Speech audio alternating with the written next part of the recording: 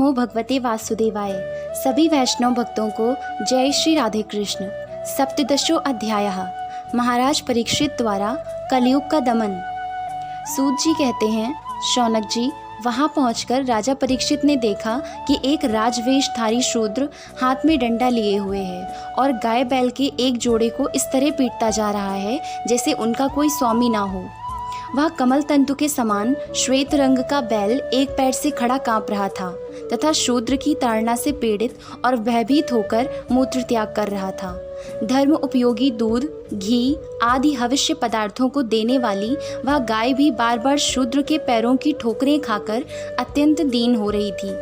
एक तो वह स्वयं ही दुबली पतली थी, दूसरे उसका बछड़ा भी उसके पास नहीं था। उसे भूख लगी हुई थी और उसकी आंखों से आंसू बहते जा रहे थे।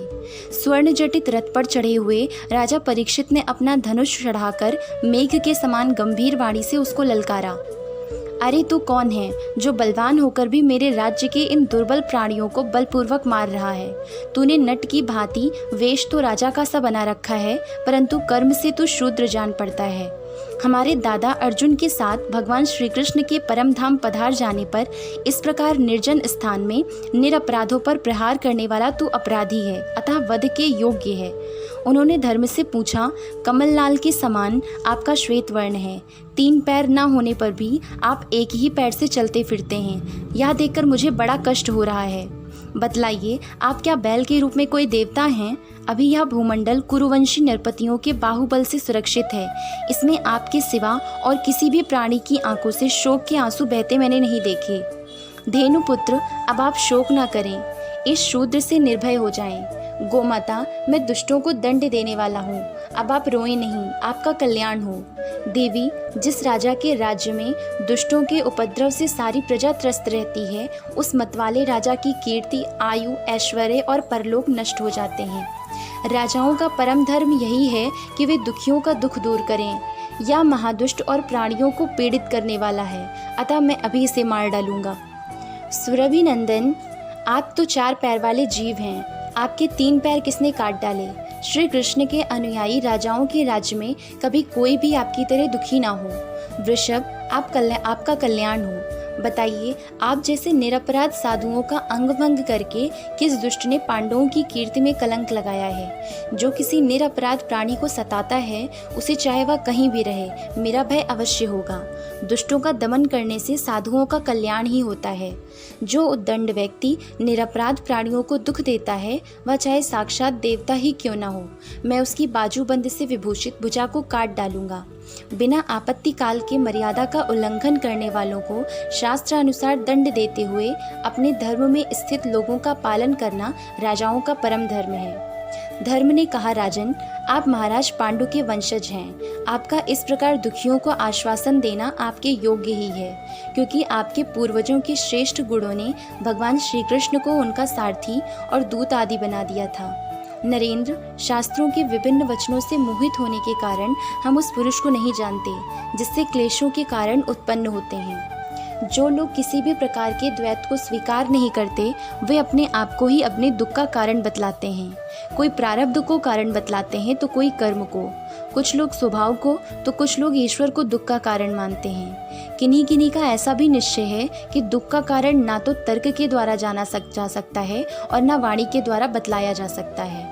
राजर्षि, अब इनमें कौन सा मत ठीक है, यह आप अपनी बुद्धि से ही विचार लीजिए। सूत जी कहते हैं, ऋषि श्रेष्ठ शौनक जी, धर्म का यह वर प्रवचन सुनकर सम्राट परीक्षित बहुत प्रसन्न हुए। उनका खेद मिट गया। उन्होंने शांतचित्त होकर उनसे कहा। परीक्षित ने कहा, धर्म का तत्व जानने वाले वृषभदेव, आप धर्म का उपदेश कर रहे हैं। अवश्य ही आप वृषभ के रूप में स्वयं धर्म हैं। आपने अपने को दुख देने वाले का नाम इसलिए नहीं बतलाया, अधर्म करने वाले को जो नरकादि प्राप्त होते हैं, वे ही चुंगली करने वालों को भी मिलते हैं। अथवा यही सिद्धांत निश्चित है कि प्राणियों के मन और वाणी से परमेश्वर की माया के स्वरूप का निरूपण नहीं किया जा सकता। धर्मदेव, सत्ययुग में आपके 4 चरण थे, तप, पवित्रता, दया और सत्य। इस समय अधर्म के अंश, गर्व, आसक्ति और मद से 3 चरण नष्ट हो चुके हैं। अब आपका 4था चरण केवल सत्य ही बच रहा है। उसी के बल पर आप जी रहे हैं। असत्य से पुष्ट हुआ यह अधर्म रूप कलयुग उसे भी ग्रास कर लेना चाहता है। ये गौ माता साक्षात पृथ्वी हैं। भगवान ने इनका भारी बोझ उतार दिया था और ये उनके राशि राशि सौंदर्य बिखेरने वाले चरण चिन्हों से सर्वत्र उत्सवमयी हो गई थीं। अब ये उनसे बिछुड़ गई हैं। वे साध्वी अभागिनी के समान नेत्रों में जल भरकर यह चिंता कर रही हैं कि अब राजा का स्वांग बनाकर ब्राह्मण द्रोही शूद्र मुझे भोगेंगे। महारथी परीक्षित ने इस प्रकार धर्म और पृथ्वी को सांत्वना दी। फिर उन्होंने अधर्म के कारण कलयुग को मारने के लिए तीक्ष्ण तलवार उठाई। कलयुग ताड़ गया कि ये तो अब मुझे मार ही डालना चाहते हैं, अतः झटपट उसने अपने राज चिन्ह उतार डाले और भय विवल होकर उनके चरणों में अपना सिर रख दिया। परीक्षित बड़े यशस्वी, दीन वत्सल और शरणागत रक्षक थे। उन्होंने जब कलयुग को अपने पैरों पर पड़े देखा तो कृपा करके उसको मारा नहीं, अपितु हंसते हुए से उससे कहा। परीक्षित बोले, जब तू हाथ जोड़कर शरण आ गया तब अर्जुन के यशस्वी वंश में उत्पन्न हुए किसी भी वीर से तुझे कोई भय नहीं है, परंतु तू अधर्म का सहायक है, इसलिए तुझे तेरे राज्य में बिल्कुल नहीं रहना चाहिए। तेरे राजाओं के शरीर में रहने से ही लोभ, झूठ, चोरी, दुष्टता, स्वधर्म त्याग, दरिद्रता, कपट, कलह, दंभ और दूसरे पापों की बढ़ती हो रही है। अतः अधर्म के साथी इस ब्रह्मावर्त में तू एक क्षण के लिए भी ना ठहरना, क्योंकि वह धर्म और सत्य का निवास स्थान है। इस क्षेत्र में यज्ञ विधि के जानने वाले महात्मा यज्ञों के द्वारा यज्ञ पुरुष भगवान की आराधना करते रहते हैं। इस देश में भगवान श्री हरि यज्ञों के रूप में निवास करते हैं। यज्ञों के द्वारा उनकी पूजा होती है और वे यज्ञ करने वालों का कल्याण करते हैं। वे सर्वात्मा भगवान वायु की भांति समस्त चराचर जीवों के भीतर और बाहर एक रस स्थिर रहते हुए उनकी कामनाओं को पूर्ण करते रहते हैं। सूत जी कहते हैं, परीक्षित की यह आज्ञा सुनकर कलयुग सिहर उठा। यमराज के समान मारने के लिए उद्यत हाथ में तलवार लिए हुए परीक्षित से वह बोला। कली ने कहा, सार्वभौम, आपकी आज्ञा से जहाँ कहीं भी मैं रहने का विचार करता हूँ वहीं देखता हूँ कि आप धनुष पर बाण चढ़ाए हुए खड़े हैं। धर्माक्ष शिरोमणि, आप मुझे वह स्थान बतलाइए जहाँ मैं आपकी आज्ञा का पालन करता हुआ स्थिर होकर रह सकूँ। सूत जी कहते हैं, कलयुग की प्रार्थना स्वीकार करके राजा परीक्षित ने उसे 4 स्थान दिए। द्यूत, मद्यपान, स्त्री संग और हिंसा। इन स्थानों में क्रमशः असत्य, मद, आसक्ति और निर्दयता, ये 4 प्रकार के अधर्म निवास करते हैं। उसने और भी स्थान मांगे। तब समर्थ परीक्षित ने उसे रहने के लिए एक और स्थान सुवर्ण दिया, धन दिया। इस प्रकार कलयुग के 5 स्थान हो गए। झूठ, मद, काम, वैर और रजोगुण।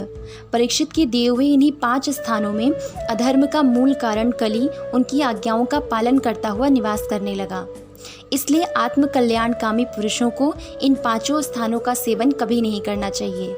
धार्मिक राजा, प्रजा वर्ग के लौकिक नेता और धर्म उपदेष्टा गुरुओं को तो बड़ी सावधानी से इनका त्याग करना चाहिए।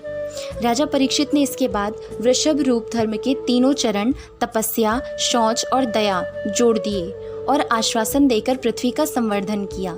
वे ही महाराजा परीक्षित इस समय अपने राज सिंहासन पर, जिसे उनके पितामह महाराज युधिष्ठिर ने वन में जाते समय उन्हें दिया था, विराजमान हैं।